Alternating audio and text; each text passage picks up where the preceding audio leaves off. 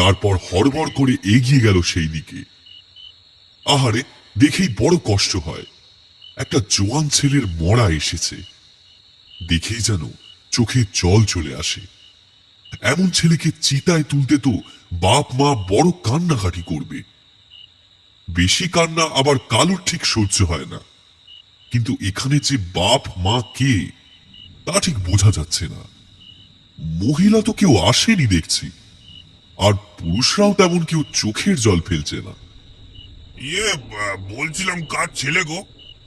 বাবা কি ছেলেটা? আরে ও তো নিতাইদার ছেলে। ওই যে গেল মাসে টাই হয়ে মরলো সেই নিতাইদা। বাপ মা দুজনেই মরে গেছে, একাই থাকতো ছেলেটা।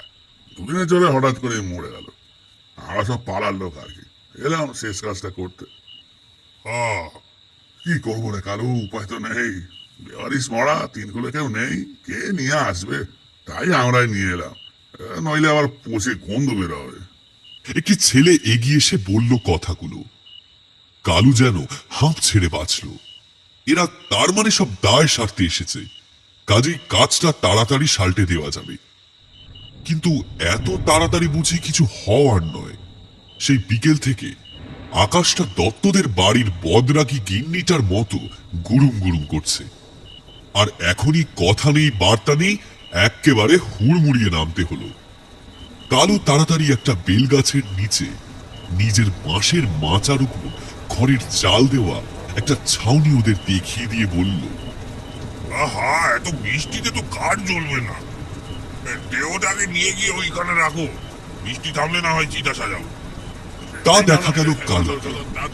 আর এত কিছু বলার দরকার পড়ল। বৃষ্টিটা বেশ একটু জোরে পড়া শুরু করতেই সবাই একেবারে তড়বড় করতে করতে মরার খাটিয়াটা প্রায় হেঁচড়ে হেঁচড়ে নিয়ে সেই এক ফালি দাওয়া এসে হাজির হলো। এর মধ্যে আবার কালু এক মুশকিল করে ফেলেছে। তাড়াহুড়োতে তাড়ির হাড়িখানা সে ওখানেই ফেলে রেখে এসেছে। ব্যাস, আর যায় কোথায়? একজনের চোখ পড়ে গেল সেই হাঁড়ির উপর। আরে বাবা, এটা জম্পেস জিনিস এনে রেখেছো গুরু। এই বৃষ্টির রাতে একেবারে জমে যাবে। আরে কি করছেন বাবুরা? এই যে চাড়ালের জিনিস, এটা হাত দিতে নেই। দূর দূর, কবি বলে গেছেন সবারে করি আহ্বান। আর এ জিনিস নিয়ে জাতভেদ করতে নেই গো। ওই যা আছে ওই সবাই মিলে একটু ভাগ বাটোয়ারা করে হয়ে যাবে। কি কালু? আর কালু কালু একটা দীর্ঘশ্বাস ছাড়ল। ওইটুকু তো জিনিস, ওর আর কি ভাগ হবে? দেখতে দেখতে তার চোখের সামনে তার সাধের তারিটুকু শ্মশান বন্ধুদের হাতেই শেষ হয়ে গেল। হঠাৎ কালুর খেয়াল হলো মরাটা খালি পড়ে আছে। কারুর আর সেই দিকে হুঁশই নেই। কালু তাড়াতাড়ি এগিয়ে গিয়ে বলল, আরে করেন কি বাবুরা? মরাকে একা ছাড়বেন না। শ্মশানে মরা একা রাখলে মরা একা একা হেঁটে চলে যায়। সবাই তো হো হো করে হেসে উঠল। যে লোকটি কালুর হাড়ির ওপর আগে ভাত বসিয়েছিল সে হাসতে হাসতে এগিয়ে, কি যে বলো না তুমি গুরু। মরা হেঁটে চলে যায় মানে? সত্যি মরা হেঁটে চলে যায়। কালু সোজা হয়ে একেবারে বুক চিতিয়ে বলল, আগে হ্যাঁ, মরা হেঁটে চলে যায়। এরপর দেখবেন আপনাদের বাড়ির সামনে উঠোনে হঠাৎ হঠাৎই মরা হেঁটে বেড়াচ্ছে। বলি সে দৃশ্য কি খুব ভালো হবে? এবার সবাই মরা আর হাঁড়ি দুটোকেই ছেড়ে কালু চাঁড়ালকে ঘিরে ধরল। এই কালু ভাইয়া, বলো কি? কি? বাইরে বৃষ্টি পড়ছে, এখন তো চিতা জ্বলবে না, আর এই মরাটাকে না পুড়িয়ে কেউ আমরা বাড়িও ফিরতে পারবো না। একটু চোখ খুলাও, যা বলে তো ব্যাপার আছে নাকি? গায়ের বড়রা কেউ আসেনি, ঝড়ঝঞ্ঝার কাল বলে কথা। এখন আমরা যদি সব কাজ ঠিক করে না করি, কেউ আর আমাদের গায়ে ঢুকতে দেবে না। কখন এই বৃষ্টি থামবে আর কখন তুমি চিতা সাজাবে, সেই আশায় কি আর খালি হাতে বসে থাকা যায় বলো দেখিনি? তাই আর কি বলছিলাম, একটু যদি ওই মরার হেঁটে বেড়ানোর গল্পখানা যদি বলতে। কালু বেচারা আর কি করে, দাওয়ার পাদানিতে পা ছড়িয়ে বসে বলল, ঠিক আছে, বলবো। আপনারা যখন শুনতে চান তখন বলবো নিশ্চয়ই। তবে একটা কথা, মরাকে ছাড়া চলবে না। আপনারা যাই করুন না কেন, একটা হাত যেন মরার উপরে থাকে। লোকটি ছপাস করে বাঁ হাতটা মরা ছেলেটার পায়ের উপর ফেলে দিয়ে বলল, এই যে একদম চেপে ধরে রেখেছি, আর পালাতে পারবে না। সবাই আবার হো হো করে হেসে উঠল। তাহলে শুনুন বাবুরা, কালু তার গল্প বলা শুরু করল।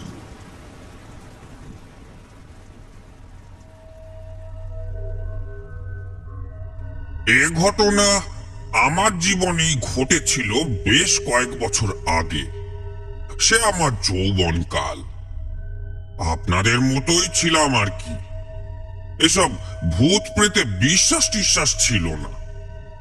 বড়রা বলতো মরা ধরে বসে থাকতে, আমি হেসে উড়িয়ে দিতাম। তা সে যাই হোক, একবার একটা বউ মানুষ এলো। মেয়েটা নাকি মোটে 5 দিন হয়েছে বিয়ে হয়েছিল।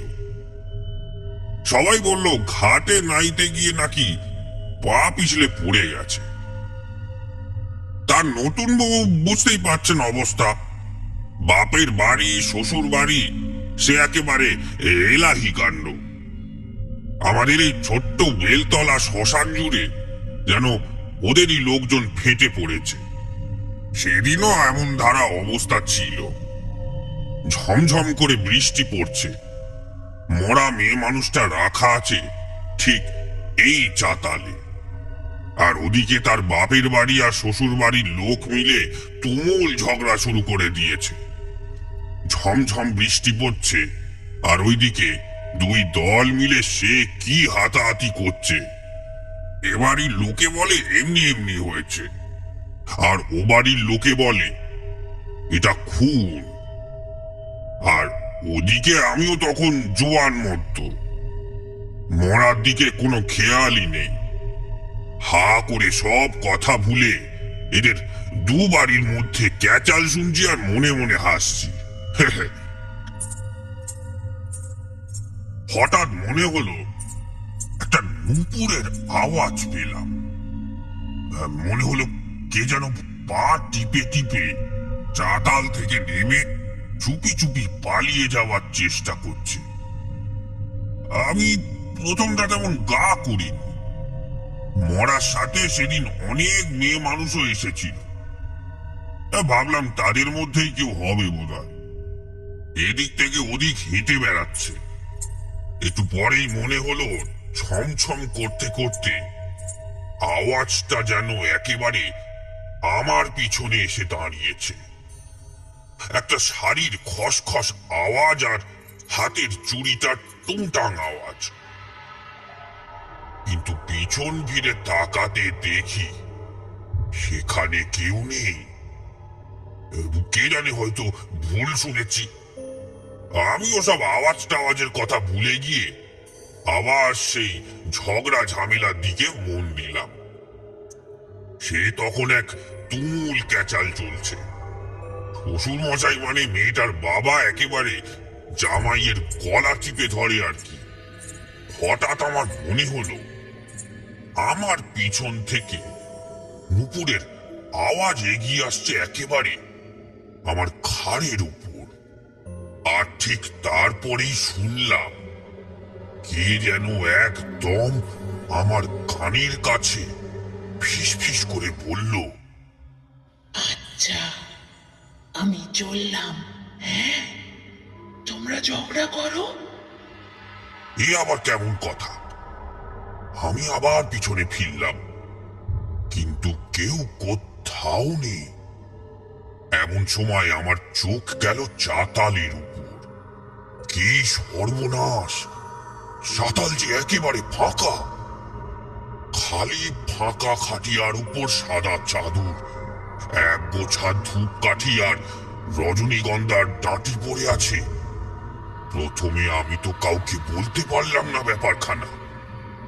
সবাই সবাই যেমন ঝগড়া করছে করুক, আগে আমি তো বুঝে উঠি কি ব্যাপার।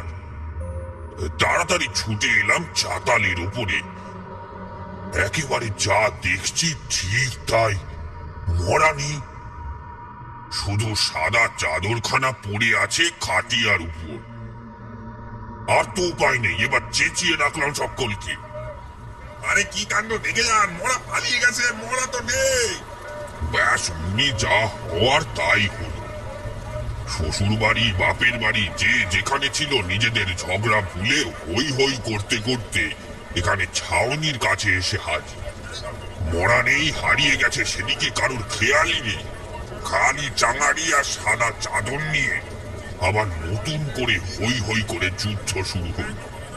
বাপের বাড়ির লোক বলে, দেখেছো দেখেছো, আমরা ঠিকই বলেছিলাম, মেয়েটাকে খুন করা হয়েছে। সেই জন্যই মেয়েটার দেহটাই লুকিয়ে ফেলা হলো, যাতে আমরা পুলিশের কাছে গেলে কিছু প্রমাণ করতে না পারি। আমরা বুঝি ফেলেছো, সব বুঝি সব বুঝি। আবার ওদিকে শ্বশুর বাড়ির লোক বলে, বলি দেখেছো দেখেছো কি শয়তান, এইভাবে আমাদেরকে ফাঁসাবে বলে লাশটাকে লুকিয়ে ফেলেছে। কি অবস্থা, মেয়েটা মরেও শান্তি পেল না গো। দুই দল এমন করেই ক্যাচাল করছে। এর মধ্যে আমার চোখ গেল চিতার বেদির দিকে। বৃষ্টি পড়ছিল বলে চিতা আমি তখনও সাজাইনি। এখনো পড়ছে বৃষ্টি, তবে একটু কম। আগেই ভেবেছিলাম কমে এলে চিতা সাজিয়ে ফেলব, হয়তো চিতা সাজাতে সাজাতে বৃষ্টি থেমে যাবে। কিন্তু তার মধ্যেই তো এক কাণ্ড, এমন এক অবাক করা কাণ্ড দেখলাম যে কি বলি। এই চাতালে দাঁড়িয়েই দেখলাম চিতার কাঠ কে যেন এর মধ্যে সাজিয়ে রেখেছে। আমার ঠিক নিজের চোখে বিশ্বাস হলো না। আমার তো দিব্যি মনে আছে যে চিতার কাঠ আমি সাজাইনি। তবে তবে সাজালো কে? আমার যে কি অবস্থা তখন কি বলবো। আমি তাড়াতাড়ি ঝড়ঝড়ের মধ্যেই বেরিয়ে এলাম ওই সাজানো চিতাখানার দিকে। একেবারে পরিপাটি করে কে যেন চিতাখানা সাজিয়েছে। সব কটা কাঠ একেবারে এক মাপে কাটা, একদম ঠিক যেভাবে আমি চিতা সাজাই। আমি ঝুঁকে পড়ে প্রায় উবু হয়ে একেবারে খুঁটিয়ে খুঁটিয়ে দেখছিলাম। আর তারপর মাথা ওঠাতে গিয়েই দেখি হঠাৎ হঠাৎ দেখলাম আমার ঠিক মাথার কাছে দুটো পা, নুপুর পরা আলতা রাঙা দুটো পা। আমি একটু ঘাবড়ে গিয়ে মাথা তুলে দেখতেই দেখি সেই সেই মরা মেয়েটা চিতার পাশে একটা আম গাছের উপর বসে পা দোলাচ্ছে। এক মাথা সিঁদুর ল্যাপটানো মনে হচ্ছে, যেন চাপ চাপ রক্ত লেগে আছে। আমি তার দিকে হাঁ করে তাকিয়ে আছি। আর মেয়েটা আমাকে বলছে, কি গো, ঠিক করে সাজানো হয়েছে? আমি আমি নিজে হাতে সাজিয়েছি।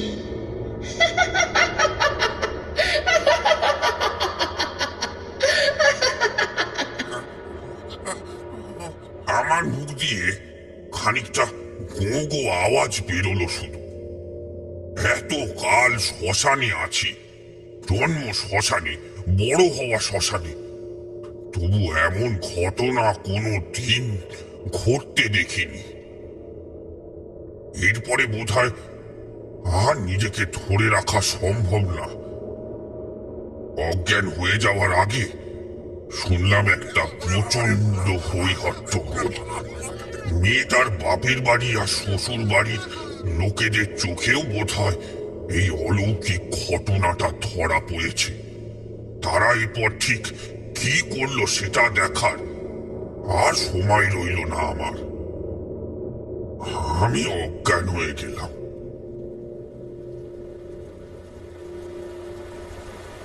আমি চারাল, আমার জ্ঞান ফেরানোর তো আর কারো দায় নেই। এই শ্মশানে তো আর কেউ থাকেও না, তাই ওভাবেই ভূতের সাজানো চিতার সামনে পড়ে রইলাম আমি। কতক্ষণ পড়েছিলাম কে জানে। হুঁশ ফিরতে উঠে দেখলাম আবার বৃষ্টি শুরু হয়েছে, আর আমি মাটিতে পড়ে পড়ে ভিজছি। সব কাঠগুলো ভিজে একেবারে ফুলে উঠেছে। টানা 10 দিন কাঠ ফাটা রোদে ফেলে রাখলে তবে হয়তো ওই কাঠ শুকাবে। এই ছাউনি দেওয়া চাতালটা একেবারে ফাঁকা, সবাই পালিয়েছে। সে তো পালাবেই। আমি চাতালে এসে হাত পা ছড়িয়ে ধপ করে বসে পড়লাম। এতক্ষণ ধরে বাইরে বৃষ্টিতে ভিজে বেশ ঠান্ডা ঠান্ডা লাগছে। ভাবছি ঠিক কি করব, কি করা ঠিক হবে। হঠাৎ শুনি আবার সেই পায়ের নুপুরের আওয়াজ আমার পিছন দিকে এগিয়ে আসছে। আমি তো ভয়ে কাঠ হয়ে বসে আছি। আস্তে আস্তে নুপুরের আওয়াজ একেবারে আমার ঘাড়ের কাছে এসে পড়ল। মনে হলো কে যেন আমার কানের কাছে ফিস ফিস করে বলছে, চিতার কাঠগুলো সরিও না, আমার বরটাকে নিয়ে আসছি 3 দিনের মধ্যে। 3 দিন পরে দুজনে একসাথে পুড়বো। কি আর বলবো, একটু আগেও আমার শীত করছিল। যা দেখলাম, যা শুনলাম, সবই মেয়েটির শ্বশুর বাড়িতে জানানো দরকার। কিন্তু কি করে জানাবো? আমি তো চারাল। গাঁয়ের সাধারণ মানুষের সাথে মেশার তো আমার অধিকার নেই। আরে মেয়ের বাড়ি কোথায়, এর বরের নামই বা কি, কিছুই জানি না। তাই আমার করারও কিছু নেই। আর সত্যি কথা বলতে কি, কিছু করতেও পারলাম না। 2 দিন ধরে চেষ্টা করলাম মরা পোড়ানোর বেড়ি থেকে ওই পেতনির বানানো চিতার কাঠ সরিয়ে দিতে, কাঠগুলো আলাদা করে সাজাতে। সত্যি বলছি ভাই, একটা কাঠও সেই জায়গা থেকে নড়াতে পারলাম না।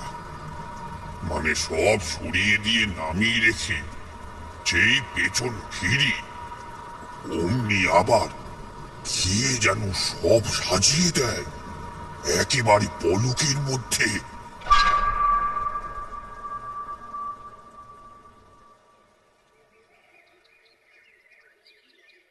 ঠিক 3 দিনের মাথায় ওই ভোরের খানিক আগে আগে হবে, সবে ঘুম থেকে উঠে এই চাতাল ছাড় দিচ্ছি, আবার শুনি সেই নুপুরের আওয়াজ। ব্যাস, আমার তো হয়ে গেল। ঠিক যেখানে দাঁড়িয়েছিলাম সেখানেই দাঁড়িয়ে রইলাম। আবার মনে হলো সেই নুপুরের আওয়াজ আমার পিছন থেকে এগিয়ে এলো আর আমার কানের কাছে এসে বলল, কি গো, আমার কথা মনে আছে তো? তৈরি থেকো, আজ নিয়ে আসছি তাকে। কথাটা শেষ হলো না, শুনি সেই হরিধ্বনি। শ্মশানের দ্বারে আবার একদল একটা মরা নিয়ে এসেছে। এই 3 দিন আগে যারা এসেছিল তারাই আবার এসেছে। তবে খালি এক পক্ষ, মানে বর পক্ষ। আর এবার বাঁশের চেরা কঞ্চি দিয়ে তৈরি খাটিয়াতে শুয়ে আছে সেই মেয়ের বরটা। আমার অবস্থাটা তখন বুঝতেই পারছো, কি আর বলবো। ওই সেই আগের চিতার পাশেই একটা নতুন চিতা সাজালাম। সব ক্রিয়াকর্ম শেষ হলো। ছেলেটাকে তোলা হলো চিতায়, তার বাপ এসে মুখাগ্নি করলো, আর ঠিক সেই সময় দুটো পাশাপাশি রাখা চিতা একসাথে জ্বলে উঠল। সবাই একেবারে হতবাক। তারপর এদের মুখেই শুনলাম যে ওই মেয়েটাকে এই কদিন নাকি প্রায় ঘাই দেখা যাচ্ছিল। কখনো সেই ঘাটের ধারে, আবার কখনো তাদের নিজের বাড়ির হেসেলে একা একা পাঁচিলের ওপর বসে, বা আবার কখনো ঘাটের সিঁড়িতে বসে পা দোলাচ্ছে। একবার নাকি গ্রামের পাঠশালাতেও দেখা গিয়েছিল। মেয়েটা নাকি পাঠশালার ছেলে মেয়েদের বিনা পয়সায় পড়াবে বলেছিল। মাঝে মাঝে দেখা যেত ফাঁকা ক্লাস ঘরে কে যেন মোড়ের ওপর আঁক কষছে। আর আগের দিন রাতের বেলায় সদর থেকে ওই ছেলেটা মানে বরটা যখন সাইকেলে করে ফিরছিল, কে নাকি ঠিক ওদের বাড়ির কাছে, তখন ওকে ধাক্কা মারে। এবার বুঝলেন তো, এই জন্য বলছিলাম মরা ছেড়ে কোথাও যাবেন না। মরা কিন্তু হেঁটে চলে বেড়াবে।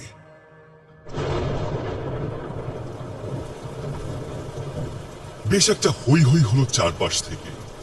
সেই ভদ্রলোক বললেন, ও কি দিলে গুরু, দিল খুশ হয়ে গেল। এমন একটা জমজমাট পরিবেশে এরকম একটা গা ছমছমে গল্পই তো যায়। কালু মাথা নিচু করে একেবারে লজ্জায় অর্ধেক হয়ে বলল, এমন কথা বলবেন না, এই গল্প নয়, একেবারে সত্যি ঘটনা, আমার চোখে দেখা।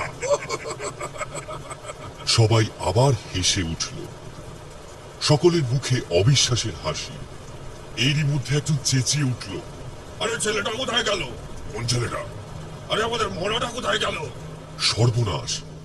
সবাই অবাক হয়ে দেখল খাটিয়া ফাঁকা, শুধু সাদা চাদরটা পড়ে আছে। কালু এবার চিৎকার করে উঠল, কি সর্বনাশ, কোথায় গেল মরাটা?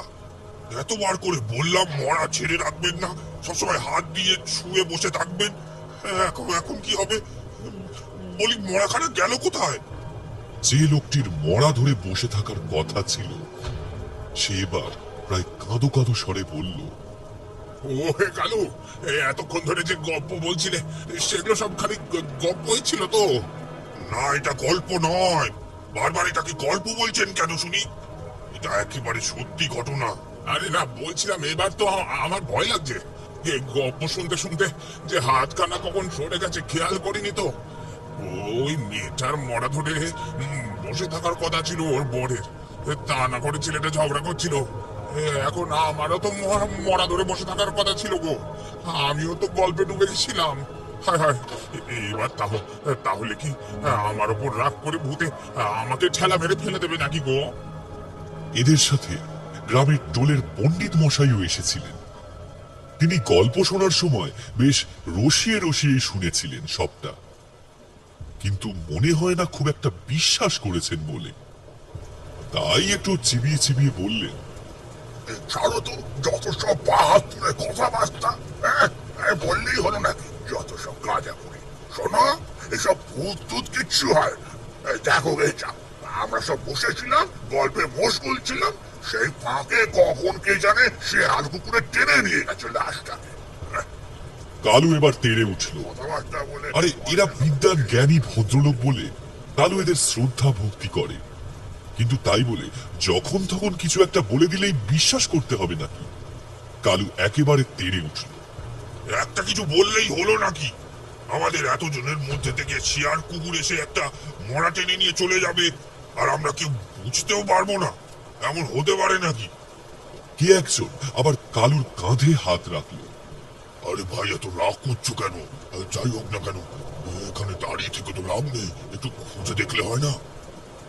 এদিক ওদিক একটু খোঁজাখুঁজি করে দেখা হলো বইকি, কিন্তু এভাবে অন্ধকারে কিছু খোঁজা যায় নাকি? হঠাৎ মনে হলো কোথায় যেন খটখট আওয়াজ হচ্ছে। আওয়াজটা আসছে ওই যেখানে চিতা পুড়িয়ে পুড়িয়ে ছাইয়ের বেদির মতো হয়ে গেছে, মানে যেখানে চিতা সাজানোর কথা, কিন্তু ওদিকে তাকানোর কারোর সাহস নেই। কালুর পাশেই একটা ধপ করে আওয়াজ হলো। কালু দেখল যে লোকটা মরা ধরে বসেছিল সেই অজ্ঞান হয়ে পড়ে গেল। এদিকে এখন কে তাকায়? কালু আস্তে আস্তে তাকালো সেই বেদির দিকে। অদ্ভুত ব্যাপার, সেখানে যেন মনে হচ্ছে নির্বিঘ্নে চিতা সাজানো চলছে। বেদির ওপর পড়ে আছে সেই মরাটা। কে যেন খুব সাবধানে ছেলেটার মরাটাকে মাটিতে শুইয়ে দিয়ে চিতা সাজাচ্ছে। খটখট আওয়াজটা আসছে কাঠ সাজানোর শব্দ থেকে। বৃষ্টি থেমে গিয়েছিল, কিন্তু আকাশের মুখ তো এখনো তেমনি গোমড়া। হঠাৎ আবার একটা লম্বা বিদ্যুতের রেখা দেখা গেল আকাশের বুকে, আর সেই আলোতে মনে হলো একটা বিকট কালো মূর্তি একটার পর একটা কাঠ এনে সাজাচ্ছে চিতাটা। একটা অস্ফুট আওয়াজ শুনল কালু পাশ থেকে। পণ্ডিত মশাই বলল, নিতাই রে, করবো রে। তারপর আর কোনো কথা নেই। যারা এসেছিল সবাই ব্যাপার বুঝে পালিয়ে গেল। পণ্ডিত মশাই আবার পালাতে গিয়ে কাদায় পা পিছলে ধূপ করে পড়ে গেল। আবার কোনো মতে তড়বড় করে নিজেকে সামলে নিয়ে চলে গেল। নিতাইদা কে সেটা বুঝতে কালুর একটু সময় লাগলো। তারপর মনে পড়ল বটে, নিতাই হলো ওই মরা ছেলেটার বাবা, কয়েক মাস আগে যে মারা গেছে।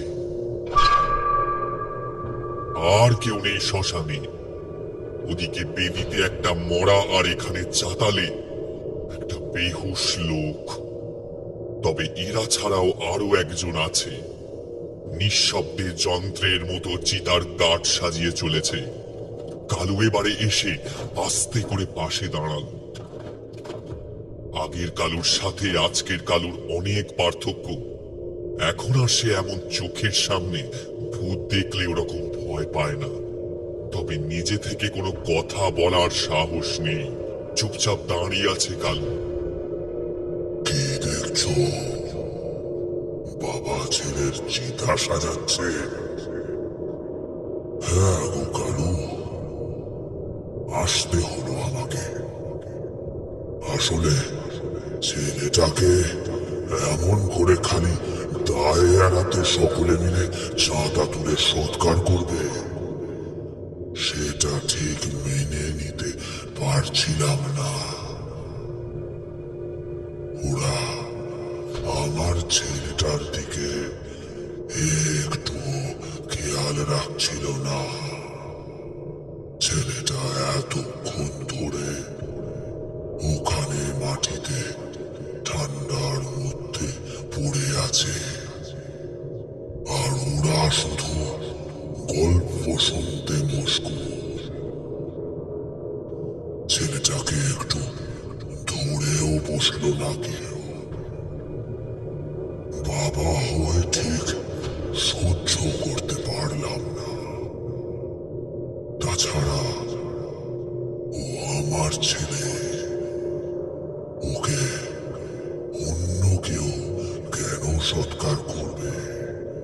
আমি তো করব, তাই না? কালু একটা দীর্ঘশ্বাস ছাড়ল। এই কচি বয়সের ছেলে মরলে বাবার কান্না বড্ড কষ্ট দেয় কালুকে। ভেবেছিল এর বেলায় সেটা হবে না, কিন্তু এ যে আরো ভয়ানক ব্যাপার। কালু এবার এগিয়ে এলো। তার ভয়টা এবার আরো অনেকটা কেটে গেছে। ছেলেটা একা মাটিতে পড়ে আছে। ওকে ধরে বসেন, এই কাজটা আমাকেই করতে দেন। বৃষ্টি কমে গেছে, এখন চিতাটা সাজিয়ে ফেলি। সেই কালো ছায়া মূর্তিটা কেমন যেন উদাস হয়ে তাকিয়ে রইল খানিকক্ষণ কালুর দিকে। না গো, আগুন দেখলে এখন বড় ভয় করে। তার চেয়ে আমি চিতা সাজাই, তুমি ওর মুখে আগুনটুকু দিও। আমি জারালো ভদ্রলোকের মুখে আগুন দেব? মরার পর আর জাত থাকে নাকি কালো? কে ভদ্রলোক আর কে ছোট লোক, সব সমান। বৃষ্টি এখন থেমে গেছে। চিতার আগুন দাউ দাউ করে জ্বলছে। একটা হিমশীতল ঠান্ডা হাওয়া বইছে। সেই হাওয়ার জেরে আগুনটা যেন বারবার এদিক ওদিক অস্থিরভাবে ছড়িয়ে ছড়িয়ে যাচ্ছে।